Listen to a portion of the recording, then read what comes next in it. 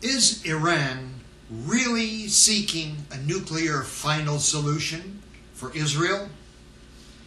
If Iran's desire is to own a bomb, the easiest way to get one is certainly not to create a complete nuclear weapons industry.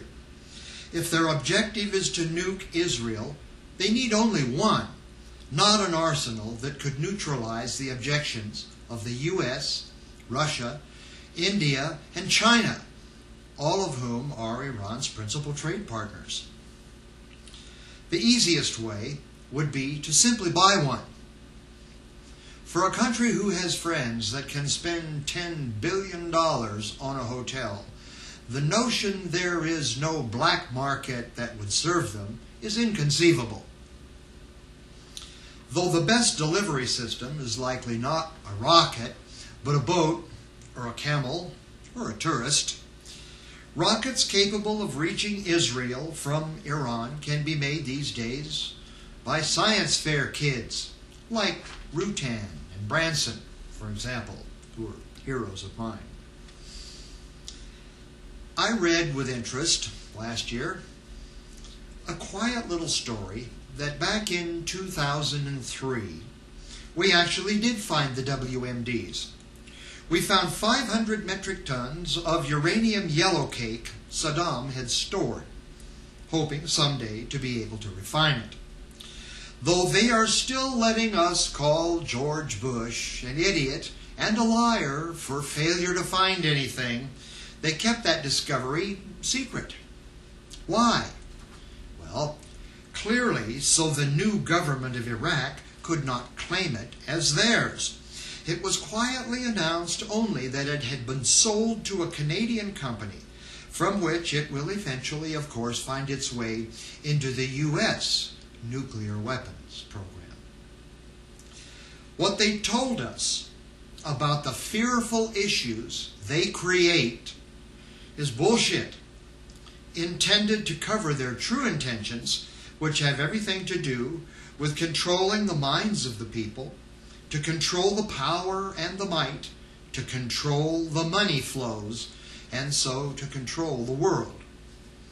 Now that would be bad enough, but these folks have also made it clear that they're willing to kill any number of people and to destroy nations in their process.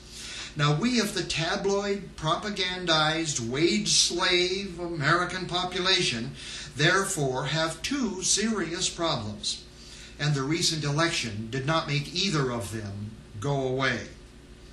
Islamic fanaticism, which is being whipped to a bloody froth in its desire to destroy the great Satan by war with America, and also the fanatic religious right movement in America, which is equally ready to plunge the entire world into a war which will render vast areas of the earth uninhabitable as Chernobyl for the next 10,000 years.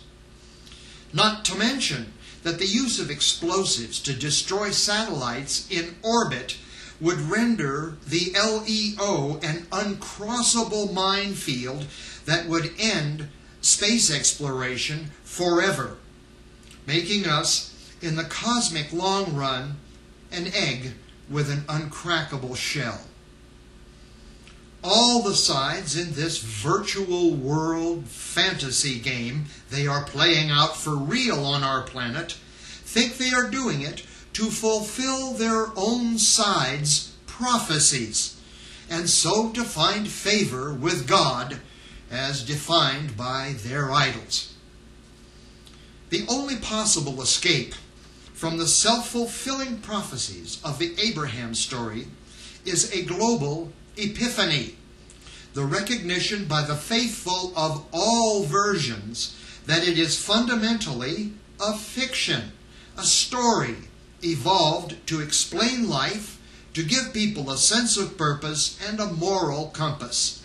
It is a good story and well-intentioned, even if it is based on centuries of ignorance, poverty, war, and fear. But that does not change the fact that it is a fiction, and its characters values, taboos, and demands are only ideas taken as reality, no more absolute than the definitions and roles agreed upon by D&D players. We are bound, not by the hard demands of life, nor even by our guns and bombs, but by our ideas. If we are ever to accomplish a sane and righteous peace through freedom, it will be through freeing our minds, not by killing each other. The Cyclopes are sons of the Titans, who are weapons makers to the gods. Having singleness of vision, they lack perspective. They command large parts of the American government and society, and they wear the cassock of its major religions. Workers at the forge and keepers of sheep, they dine on human flesh.